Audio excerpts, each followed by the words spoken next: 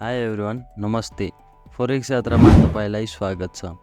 यो भन्दा पहिलेको भिडियोहरुमा हामीले मार्केट म्यापिङको बारेमा अनि बोस शोक इम्ब्यालेन्स अर्डर ब्लकको बारेमा डिस्कस गरेका थियौं। आजको भिडियोमा हामी अर्डर फ्लोको बारेमा छलफल गर्नेछौं। यसको बारेमा बुझ्नेछौं। अर्डर फ्लो भनेको के हो त?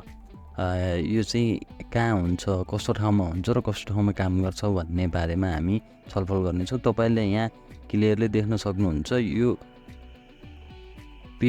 यो माथि जानु भन्दा पहिला यो हाईबाट यहाँसम्म जुन फल आएको थियो, जुन सेल भएको थियो, जुन डाउन ट्रेन्ड भएको थियो, यो चीजलाई चाहिँ हामी अर्डर फ्लो भन्छौं।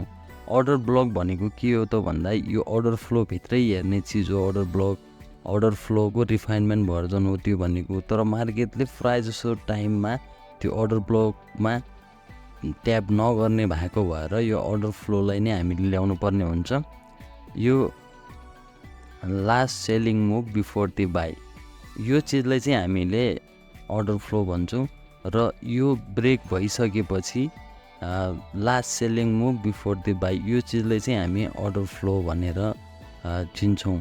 र यो अर्डर फ्लोमा आएर यो ट्याप गरेर मार्केट माथि फर्केको छ। यदि हामीले अर्डर ब्लकलाई वेट गर्थ्यौं भने अर्डर ब्लकले काम गर्दैन थियो यहाँनिर, किनभने अर्डर ब्लकसम्म ट्याप नभएर माथि गएको छ। यो अप ट्रेन्डको कुरा।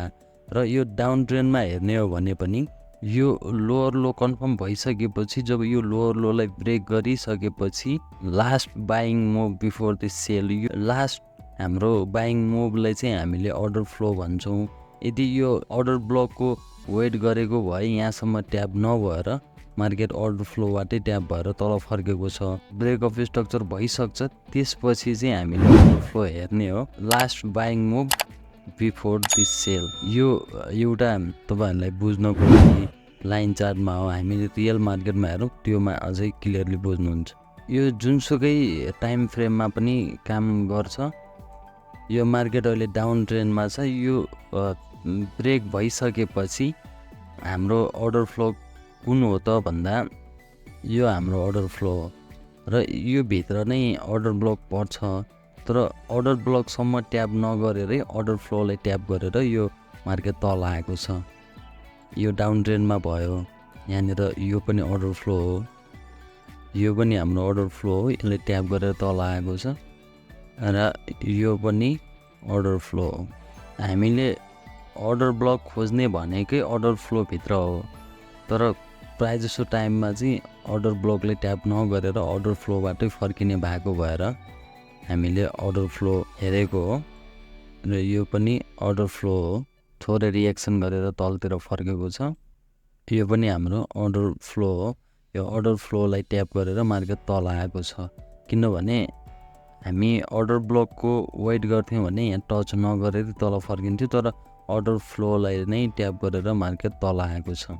यो डाउन ट्रेन्डमा भयो। र यो अप ट्रेन्डमा हेर्ने हो भने पनि यो पनि एउटा अर्डर फ्लो हो, यो पनि अर्डर फ्लो हो।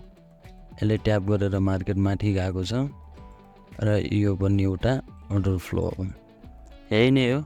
यो चीजलाई एकदम धेरै प्र्याक्टिस गर्यो भने आफैलाई पछि एकदम हेर्ने बित्तिकै थाहा भइहाल्छ। र आजलाई यति नै। कि थोरै पनि केही सिक्नु भयो भने यो भिडियोलाई चाहिँ लाइक सब्स्क्राइब चाहिँ गरिदिनु होला। हस्, आजलाई यति नै।